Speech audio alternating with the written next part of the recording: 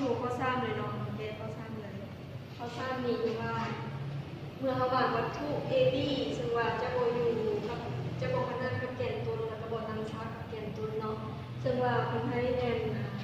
ระยะวัตถุเป็นจะใหญ่กว่าทุกซุ่มเนาะวันนี้เรามาสร้างผ่านแรงกลุ่มรูปเป็นกลุ่มรูปกับแบบนี้เนาะแล้วมาสร้างแกนต้นมาสร้างแกนต้นซึ่งว่าวัตถุของเราเม็ดจะบางอยู่นะแบนเนาะเพราะว่ามันจะโบขนาดกับแกนต้นแล้วก็มาสร้างกับแกนต้นเนาะวันนี้เราจะมาสร้างวาซาบิเส้นโดยกำหนดเป็นเอก่อนเนาะอีกตามหลักเกณฑ์ที่หนึ่งของการสร้างแต้มยูเนาะเมื่อเราจะมีเส้นนั่นกับแกนตัวนี้เนาะเมื่อฮอนน้าเวนแล้วมันจะสะท้อนเนาะมันจะสะท้อนมาผ่านที่ซุ้มนี้อันนี้เป็นเส้นที่หนึ่งเนาะอันนี้เส้นที่สองของเอเนาะเวนเราจะกำยิงดำแล้วเกณฑ์ที่สองเนาะเมนยิงดำแล้วเกณฑ์ที่สามเนาะก็คือเมื่อเราจะมีเส้นฮอนเมื่อใส่เราจะมีเส้นฮอนเนาะมากระทบใส่ทุกซุ้มเนาะผ่านทุกซุ้มแล้วมันกระทบใส่หน้าแหวนแล้วมันจะเกิดมีเราจะมีเส้นสะท้อนข้างหน้ากับแกนตรงกับคืนเนาะแล้วเขาจะได้เป็นเม็ดเอทีเนาะวันนี้เรามาสร้างแต้มโดยเอาเม็ดบีเนาะกับอีกตามลักเกณฑ์ที่1.9เนาะเมื่อเราจะมีเส้นฮอตข้างหน้ากับแกนต้นเนาะเมื่อฮอตหน้าแหวนมันจะสะท้อนกับคืนเนาะมันจะสะท้อนกับคืนแล้วก็มีรวมมาผ่านจุดเอฟนี่เนาะหรือว่าจุดซุ่มมาบางทีเลยเนาะวันนี้เส้นที่สองเนาะ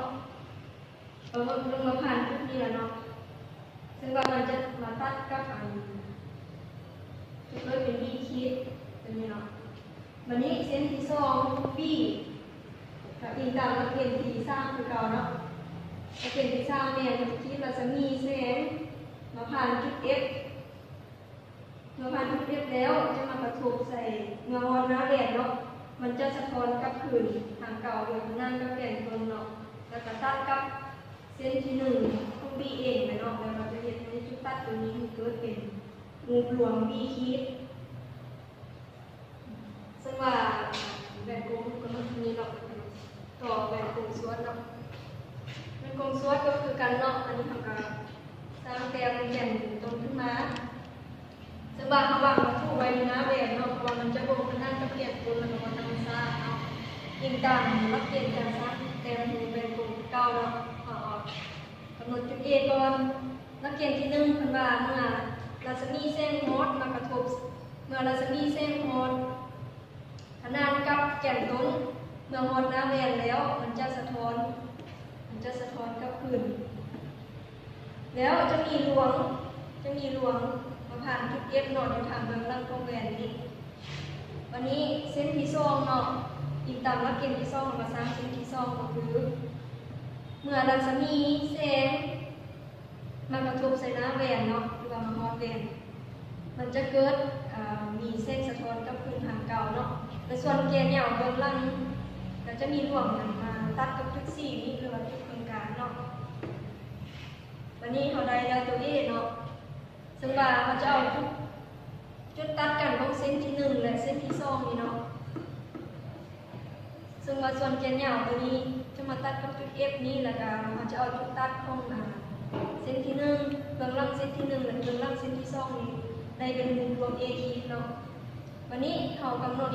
วัตถุ B เนาะอีกตามหลักเกณฑ์ที่1คือเก่าหลักเกณฑ์ที่1ก็คือเมื่อเขาใส่รัศมีแสงเนาะขนานกับแกนต้นนั่นกับแกนต้นนี่เนาะเมื่อฮอนหน้าแหวนมันจะสะท้อนกับคืนทางเก่านี่เนาะกับคืนไปเบื้องนี้แล้วส่วนแกนยาวเบื้องล่างเนาะจะมีรวงมาตัดกับจุด F นี้จุดซุ่มเนาะอันนี้จะได้เป็นเส้นที่1วันนี้เส้นที่2เนาะ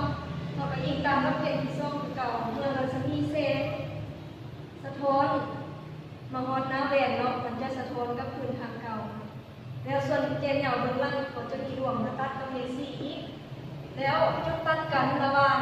เส้นที่1และเส้นที่2เนี่ยเราจะได้เป็นรวงของ B คิดเนาะแล้วเราก็จะได้จุดตัดกันของA เป็น A คิดแล้วก็ B เป็น B คิดซึ่งว่าทั้ง2อันเป็นรวงเนาะ จะเกิดอยู่ล่างแหวนนะคะสำหรับการแก้ก็สร้างกับสิจ